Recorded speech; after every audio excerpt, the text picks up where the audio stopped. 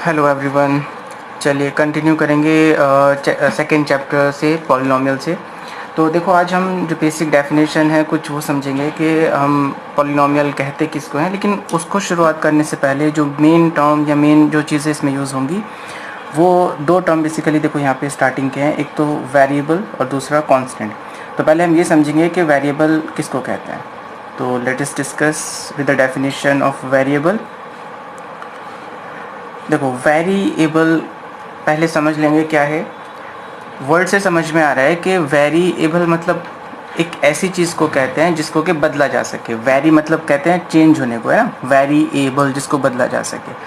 तो मैथ्स के अंदर कुछ ऐसी चीज़ें जिसको कि हम बदल सके, है ना। जैसे उसको हम एक्स वाई जेड करके मान के कुछ चलते हैं। एक्स वाई जेड मतलब उनको अल्फ़ाबेट से हम डिनोट करते हैं, क्योंकि ये फिक्स नहीं है। आपकी एवरीडे लाइफ से एग्जांपल हो सकते हैं, जैसे आपकी एज, क्योंकि वो हर साल चेंज हो जाएगी, तो डेट्स वाई उसको हम वेरिएबल कहेंगे। तो आपकी लाइफ की हर एक वो चीज़ जो कि बदल सकती है, जो कि फिक्स नहीं है, तो उसको हम वेरिएबल कहते हैं। तो मैथ्स का कॉन्सेप्ट वेरिएबल का वही है कि जिनको हम बदल सके, जिसको कि हम चेंज कर सके, उनको हम वेरिएबल्स कहते हैं। और इसको डिनोट करने के लिए हम कुछ अल्फ़ाबेट्स का यूज़ करते हैं, लाइक एक्स वाई जेड। तो ये एक्स वाई जेड वो जो इंग्लिश वाले अल्फ़ाबेट्स है वो उससे यहाँ पे डिफरेंट है, क्योंकि यहाँ पे कॉन्सेप्ट छुपा हुआ है। कॉन्सेप्ट ये छुपा हुआ है कि ये एक्स वाई जेड का मतलब ये है कि ये चीज़ फिक्स नहीं है ना। बदल सकते हैं इसको, कि भाई एक्स को 1 भी कह सकते हो, एक्स को 2 भी कह सकते हो, कोई फिक्स वैल्यू नहीं है। तो that's why these are called variable. एक डेफिनेशन इसमें और होगी, एंड जो सेकंड डेफिनेशन है वो होगी कांस्टेंट। कांस्टेंट नाउ, अब वेरिएबल मैंने बताया कि क्या है, तो कांस्टेंट आप खुद से आइडिया लगा सकते हो। वेरिएबल जो चीज़ बदली जा सके, कांस्टेंट जो चीज़ कभी भी चेंज ना हो, है ना। जैसे आपका नेम है, वो ज़िंदगी भर सेम रहेगा, वो कभी नहीं बदलेगा। तो इसलिए वो क्या है, हमारा एक कांस्टेंट आइडेंटिटी हमारी होगी, है ना। तो मैथ्स में जो कांस्टेंट है वो क्या है, जितने भी नंबर्स हैं, लाइक 1 2 3 समथिंग, ऐसे जितने भी नंबर्स हैं ये सारे कांस्टेंट हैं, कभी चेंज नहीं होंगे, है ना। चेंज नहीं होने का मतलब ये होगा कि अगर 1 है तो उसकी वैल्यू 1 ही रहेगी, हमेशा 1 रहेगी। ऐसे नहीं कह सकते आपके 1 2 के बराबर हो गया या 3 2 के बराबर हो गया। तो इनको हम कहते हैं कांस्टेंट। तो वेरिएबल जो बदल सकें, कांस्टेंट जिसको कि हम ना बदल सके। अब एक चीज़ ये समझनी है हमें कि वेरिएबल और कांस्टेंट से मिलकर बनता है टर्म। मतलब इसे मैंने लिखा 2y 2y। तो ये 2y है, ये एक अपने आप में क्या है, टर्म है। 2y क्या है, अपने आप में एक टर्म है। टर्म मतलब ऐसे समझिए कि मैथ्स की एक ब्रांच है अलजेब्रा, तो हम उसी के साथ में डील करेंगे। तो ये जो टर्म मिलके बनता है, ये दो चीज़ों से मिलके बनता है, वेरिएबल जिसको हम पीछे यूज़ करते हैं और कांस्टेंट जो कि आगे यूज़ होगा, ठीक है। तो ये हमारा क्या है, कांस्टेंट, ये हमारा वेरिएबल है, ठीक है। एक एग्जांपल इसमें और हो सकता है, आप कहोगे अगर मैंने ये लिख दिया x तो ये टर्म होगा या नहीं, क्या ये अलजेब्रा का टर्म होगा, तो यस। हालांकि आप क्वेश्चन करोगे कि यहाँ पे मैंने कांस्टेंट तो कोई लिखा नहीं। देखो, 1 को लिखने की ज़रूरत नहीं होती, अगर किसी के आगे कुछ नहीं लिखा इसका मतलब क्या लिखा है, 1, तो ये भी हमारा एक टर्म होगा। तो आई होप कि आपको टर्म का कॉन्सेप्ट समझ में आया होगा। वेरिएबल और कांस्टेंट से मिलके एक टर्म बनेगा, ठीक है। अब आगे इसमें हम पढ़ेंगे कि पॉलिनोमियल बेसिकली होता क्या है, या किसको हम पॉलिनोमियल कहते हैं। तो पॉलिनोमियल के बारे में हम डिस्कस करेंगे। तो देखिए, पॉलिनोमियल की डेफिनेशन से शुरुआत करेंगे हम अब। तो पॉलिनोमियल बेसिकली कहते किसको हैं, एक ऐसा अलजेब्राइक एक्सप्रेशन जिसमें जो पावर है वेरिएबल की वो होल नंबर है। अब हमने यहाँ पे अलजेब्राइक एक्सप्रेशन का क्या मतलब है, तो देखो मैंने जो अभी पीछे समझाया आपको कि टर्म क्या है।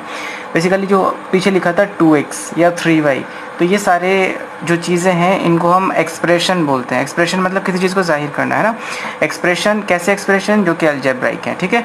तो जो टर्म है बेसिकली वो क्या है, हमारे अलजेब्राइक एक्सप्रेशन है। तो वो कह रहा है कि ऐसे अलजेब्राइक एक्सप्रेशन जिसमें जो पावर है वेरिएबल की वो होल नंबर होनी चाहिए। अब यहाँ पे एक वर्ड जो होल नंबर है उस पर हमें फोकस करना है। देखो क्या है, होल नंबर उन नंबर्स को कहते हैं जिनकी जो स्टार्टिंग है वो 0 से होती है, यानी 0 1 2 3 अप टू सो ऑन। ये सारे नंबर्स जो होंगे वो होल नंबर की कैटेगरी के अंदर आएंगे।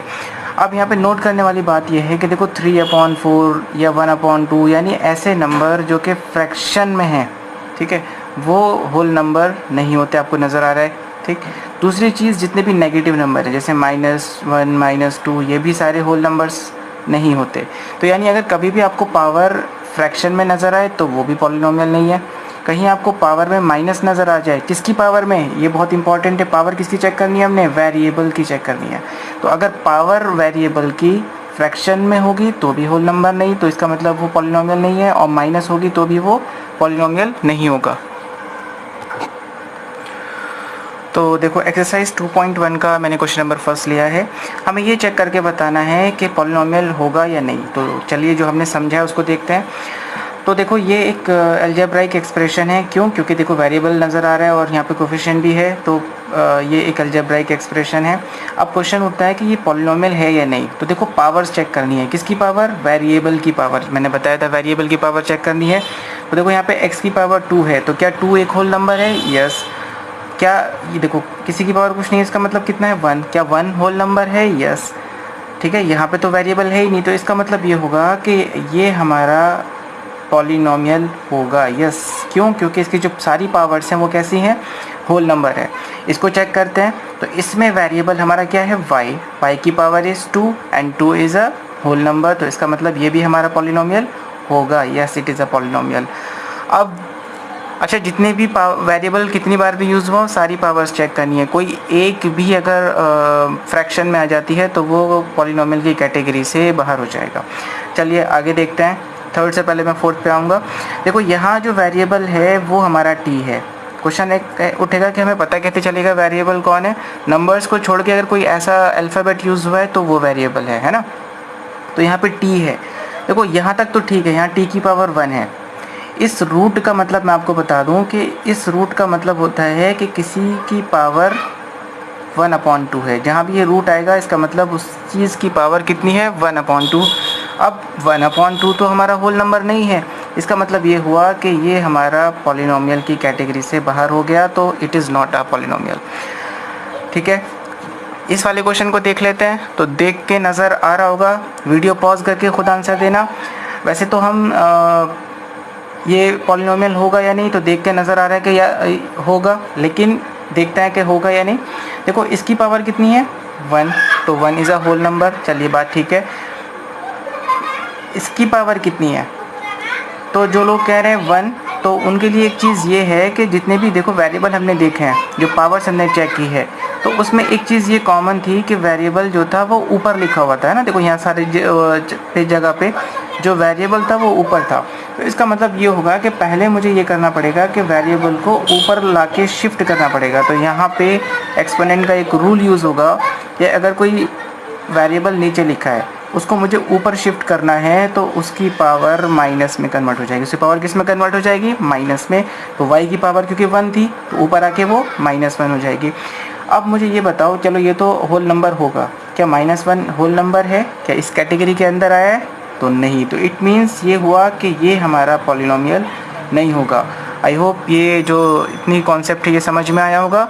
होल नंबर होगा तो पॉलिनोमियल, और अगर होल नंबर नहीं है तो it will not be a polynomial.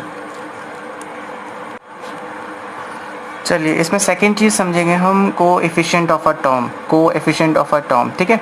किसी भी टर्म का जो कोएफिशिएंट है वो क्या होता है। तो कॉन्सेप्ट समझने से पहले मैं कुछ एग्जांपल यूज़ करूँगा। जैसे मान लीजिए लिखा है 2x², ठीक है। क्वेश्चन ये किया जाए आपसे कि ये बताओ कि x² का कोएफिशिएंट कितना है, तो आपसे सिर्फ सिंपली वो ये पूछ रहा है कि उस चीज़ को हटा के बाकी उसके आगे जो पोर्शन लिखा है वो उसका क्या कहलाएगा, कोएफिशिएंट। तो x² का जो कोएफिशिएंट होगा वो कितना होगा, 2। यानी क्वेश्चन आपसे अगर ये किया जाए कि ये बताओ कोएफिशिएंट ऑफ x² कितना है, तो दैट इज इक्वल टू 2। इस केस में कितना हो जाएगा, 2 हो जाएगा। यानी उस चीज़ को छोड़ के जो रिमेनिंग पार्ट है वो हमारा कोएफिशिएंट की जगह, तो वो हमारा कोएफिशिएंट की जगह काम करेगा। मान लीजिए इसमें मैंने एक एग्जांपल और लिया है। जैसे एक एग्जांपल और लेते हैं, 3x²y। 3x²y। क्वेश्चन अभी भी सेम मैं पूछ रहा हूँ आपसे कि ये बताओ कि कोएफिशिएंट जो होगा x² का कितना होगा। तो अगेन आपको क्या करना है, उस पोर्शन को छोड़ देना। यानी जिस चीज़ का आपसे पूछा जाए कोएफिशिएंट कितना है, उस पोर्शन को छोड़ के बाकी का जो हिस्सा होगा वो उसका कोएफिशिएंट हो जाएगा। तो कितना होगा, दैट इज़ 3y। तो कोएफिशिएंट ऑफ एक्स स्क्वायर कितना हो जाएगा, 3y हो जाएगा। तो एक क्वेश्चन इसमें आप करते हैं हम, जैसे मान लीजिए √2x, ये क्वेश्चन नंबर सेकेंड है आपके एक्सरसाइज का, exercise 2.1, √2x minus 1, √2x minus 1 ये क्वेश्चन है। और मैं आपसे एक सिंपल सी बात ये पूछूं कि मुझे ये बताओ कि एक्स स्क्वायर का कोफिशिएंट कितना होगा, एक्स स्क्वायर का कोफिशिएंट कितना होगा। तो आप क्वेश्चन करोगे कि एक्स स्क्वायर तो उस टर्म के अंदर आया ही नहीं, भाई इस टर्म के अंदर एक्स स्क्वायर कहीं नज़र आ रहा है, नहीं आ रहा। तो इट मीन्स ये होगा कि इसका कोफिशिएंट कितना होगा, 0, क्योंकि जब टर्म ही नहीं है तो कोफिशिएंट ही कहाँ से होगा, ठीक है। तो इसका कोफिशिएंट कितना हो जाएगा, 0 हो जाएगा। एक आंसर आप खुद दोगे, जैसे π/2x square plus 1। Again question remain same कि ये बताइए कि कोफिशिएंट ऑफ एक्स स्क्वायर कितना है। तो coefficient of x square is, x square को छोड़ के जो पोर्शन है वो बता देंगे, तो डैट इज इक्वल टू π/2, ठीक है। यानी एक्स स्क्वायर वाला आप टर्म ढूंढोगे वो कहाँ है, तो ये टर्म आ गया, उस पोर्शन को छोड़ देना जिसका कि वो कोफिशिएंट पूछ रहा है, बाकी रिमेनिंग पार्ट जो होगा वो कोफिशिएंट की तरह एक्ट करेगा। चलिए नेक्स्ट टॉपिक हम देखेंगे कि डिग्री जो होगी किसी भी पॉलिनोमियल की वो क्या होगी। तो डिग्री ऑफ अ पॉलिनोमियल जो होगा वो क्या होगा।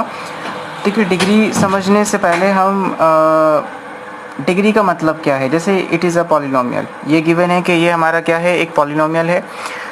क्यों, क्योंकि देखो पावर जितनी भी है वेरिएबल की वो क्या है, whole number, 3, 2, 1 this power are whole number.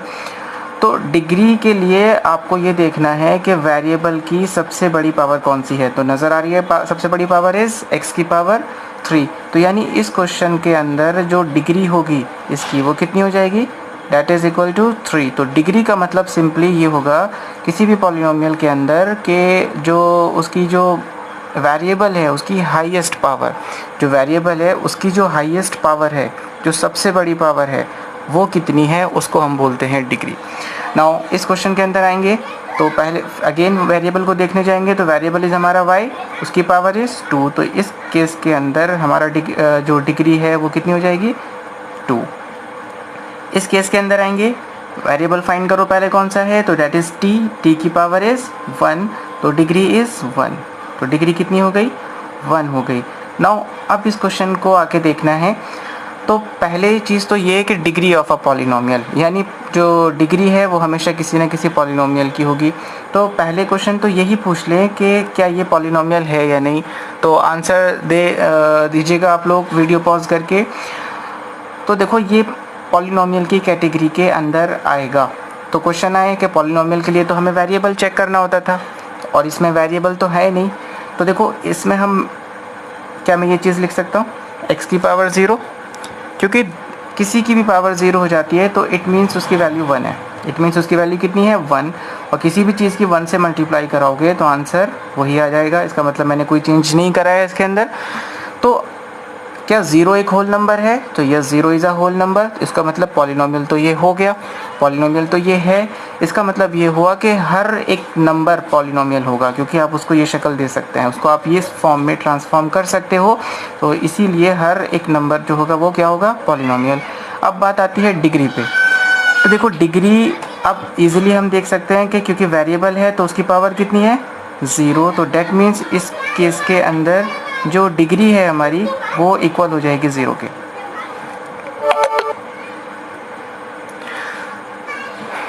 चलिए एक टॉपिक इसमें बचता है लास्ट के पॉलिनोमियल का टाइप क्या होगा, किस तरीके का पॉलिनोमियल है। तो देखो ये वाला क्वेश्चन चीज़ें मैथ्स में क्योंकि लिंक्ड होती हैं, तो ये क्वेश्चन हम आंसर देंगे डिग्री से। अगर हमें डिग्री का कॉन्सेप्ट समझ में आ गया तो हम ये बता सकते हैं कि पॉलिनोमियल किस तरीके का होगा। देखो इसकी डिग्री कितनी होगी, मैक्सिमम, दैट इज़ 2, क्योंकि मैक्सिमम पावर कितनी है, 2 है। तो डिग्री 2 है तो उसको बोलते हैं क्वाड्रेटिक पॉलिनोमियल। क्या बोलते हैं, क्वाड्रेटिक। क्वाड का मतलब होता है इंग्लिश में 2। तो क्वाड्रेटिक कहा मैंने, क्यों, क्योंकि उसकी डिग्री कितनी थी, 2 थी। तो कहीं पे भी अगर किसी पॉलिनोमियल की डिग्री 2 है तो उसको हम बोलते हैं क्वाड्रेटिक पॉलिनोमियल। आगे आते हैं, यहाँ पे जो वेरिएबल है डेट इज़ x, उसकी पावर कितनी है, कुछ नहीं है तो 1 है। तो अगर 1 होगा तो उसको हम बोलते हैं लीनियर, ठीक है, लीनियर। तो लीनियर का मतलब उसकी डिग्री कितनी है, 1 है, तो डिग्री 1 है तो वो क्या कहलाएगा, लीनियर पॉलिनोमियल कहलाएगा। नाउ इस पे आते हैं अगेन, y की पावर 1 y की पावर 2 मैक्सिमम इज़ 2, तो डिग्री कितनी है हमारी, 2 है, तो आंसर क्या हो जाएगा, क्वाड्रेटिक। तो क्वाड का मतलब क्योंकि 2 है, तो अगर किसी की भी पॉलिनोमियल की डिग्री 2 है तो वो हमारा क्वाड्रेटिक पॉलिनोमियल हो जाएगा। 1 है तो वो लीनियर, 2 है तो क्वाड्रेटिक। नाउ तीसरे पे आते हैं, तो देखो नज़र आ रहा है पावर इज़ 3, तो डिग्री हो गई हमारी 3। तो देखो अगर डिग्री 3 है तो उसको बोलते हैं क्यूबिक, क्या बोलते हैं, क्यूबिक बोलते हैं, डिग्री 3।